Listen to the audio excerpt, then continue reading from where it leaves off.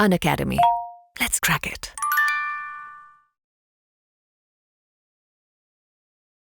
कहने का तात्पर्य क्या है, सेक्शन नंबर 85 तीन चीजों के बारे में बात करता है। पहला, अगर व्यक्ति अपीयर हो रहा है कोर्ट के सामने।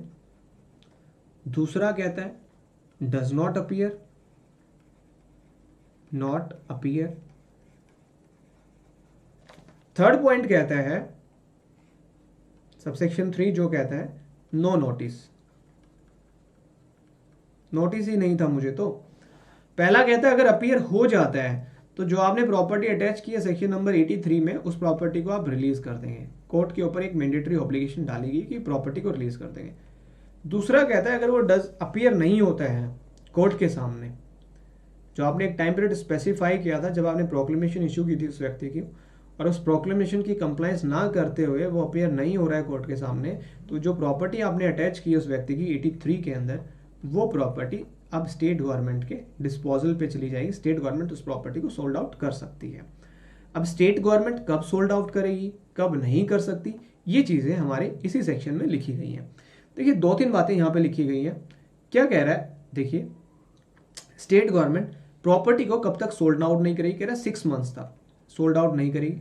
साथ ही साथ में अगर सेक्शन 84 में कोई क्लेम एंड ऑब्जेक्शन फाइल किया हो इस प्रॉपर्टी के अगेंस्ट, तब तक क्लेम एंड ऑब्जेक्शन डिसाइड ना हो जाए तब तक आप उस प्रॉपर्टी को सोल्ड आउट नहीं कर सकते हो। कहता है कब सोल्ड आउट किया जा सकता है उस प्रॉपर्टी को। Good afternoon Sonu Rani, hello Ramchandra, hello hello hello Kalpana Chaturvedi, hello बेटा, हेलो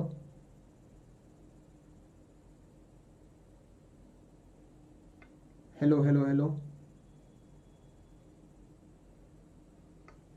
हेलो मोरिन, ठीक है। अभी कहते हैं कब नहीं किया जा सकता, कब नहीं किया जा सकता, 6 मंथ्स तक नहीं करोगे, और 84 में अगर क्लेम एंड ऑब्जेक्शन फाइल किया जब तक वो डिसाइड नहीं हो जाए तब तक नहीं करोगे। कहता है कब कर सकते हैं, कहता है अगर वो प्रॉपर्टी स्पीडी और नेचुरल डिके होने वाली है, खराब होने वाली प्रॉपर्टी है, ठीक है, जल्दी खराब हो सकती है, तब आप कर सकते हो। दूसरा कहता है अगर कोर्ट को ऐसा लगता है कि भाई प्रॉपर्टी को सोल्ड करवाना ही ओनर के बेनिफिट में है, तब आप उस प्रॉपर्टी को सोल्ड आउट करवा सकते हो, ठीक है।